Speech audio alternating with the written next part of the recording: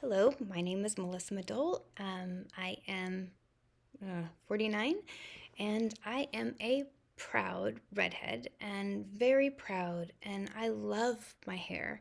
I get compliments on it, and I've enjoyed always being different. I don't remember a time in my life that I hated my hair.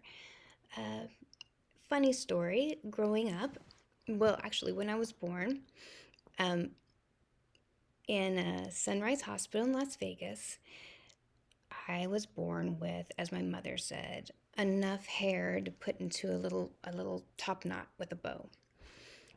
Bright red hair. And she would go to the nursery and stand there and listen to the people who would come by and say, "Oh, look at that little girl. Look at that baby with red hair. Look at that baby with red hair." And she would stand there and smile and she said, "Oh, she's mine." And my mom said she did that at least for 2 days and really loved it. That was something special about me or perceived special about me since from the beginning. And having red hair is kind of my identity. One interesting story a memorable experience definitely for having red hair that helped me. Maybe it wasn't quite ethical. Actually, no, it was just fine. Uh, I worked as a waitress at this place called the Hula Hut, and it was very well known for good drinks and good food, but mostly good drinks. And it was a very popular restaurant. A lot of bachelor parties would come, and men from work would come and drink a lot. My red hair definitely got me better tips. I would say it's also my smile and my personality, but let's be honest. It was looking different and having red hair and hazel eyes. And I used it to my advantage.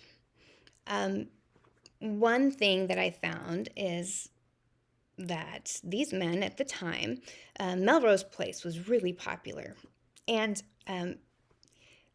people said I look like Sydney, who is Laura Lighton, and I don't look like her now, but when she was in Melrose Place, these men would get so excited that I was Sydney. They were convinced. And this is not just one group table, this happened multiple times.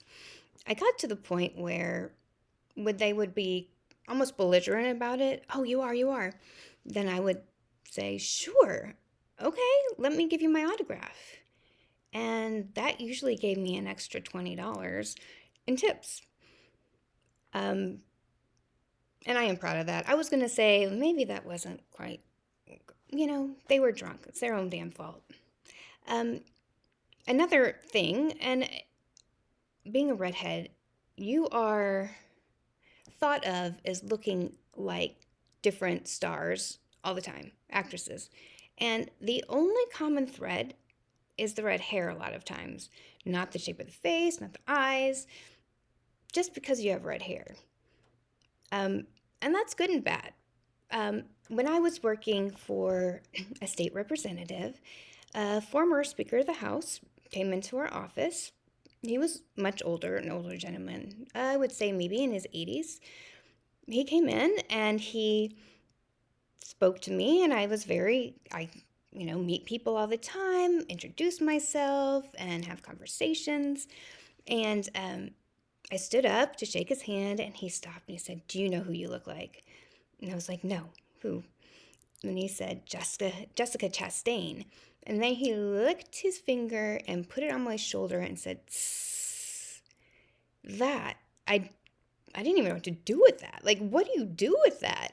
Um, and I don't know if I look like her, but these types of things have happened quite often. And once again, it's not because I really look like them, it's just I have red hair. I would say the worst thing that happened to me because of having red hair, and honestly, very rarely have things bad happen because of red hair. Um, there's always those all through, like pretty much through my life. Well, when I got older, those questions of like, do the drapes match the carpets? That seems to be a very um, something that fascinates and men that they really want to know, which is so bizarre. Ew. And the other story that I have that was a negative story, um, I moved around all the time. I was an Air Force brat, so we lived every 2 to 3 years in a different state or city. And my red hair was never an issue. I felt special, I guess, because I looked different and I was good with that. It wasn't honestly until my junior and senior year. We had just moved to Austin, Texas, and I was going to a school there, and I started a third of the way through, and I was fascinating to a lot of the boys there and at the school. And they named me, my nickname was Firecrotch. And when I say my nickname was that, it wasn't just one or two boys, it was a decent amount.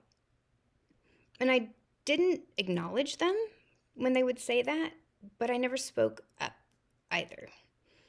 And it's gross and it's disgusting. And as somebody now that probably has a better self esteem and a better understanding of myself, I would have said something back. I mean, I think even at that moment, I was just so happy somebody acknowledged me, which is gross.